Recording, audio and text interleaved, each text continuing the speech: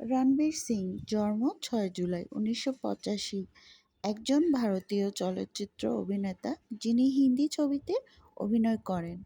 তিনি মুম্বাইয়ের Indian university Bloomington থেকে স্নাতক ডিগ্রি অর্জন করেছেন এবং ২০১০ সালে ব্যান্ড বাজা বারাত ছবির মাধ্যমে তার কর্মজীবন শুরু করেন, যা তাকে প্রশংসা এবং বাণিজ্যিক সাফল্য এনে দেয়। তিনি ৫টি ফিল্মফেয়ার পুরস্কার সহ অসংখ্য পুরস্কার জিতেছেন এবং বলিউডের অন্যতম সর্বোচ্চ পারিশ্রমিকপ্রাপ্ত অভিনেতা হিসেবে পরিচিত।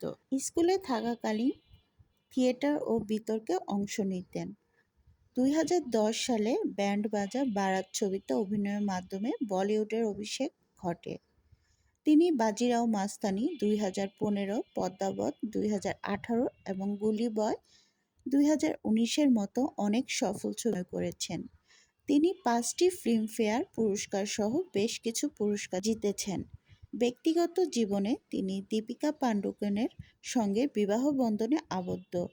তার প্রাণবন্ত অভিনয় এবং ফ্যাশন শৈলীর জন্য তিনি সুপরিচিত।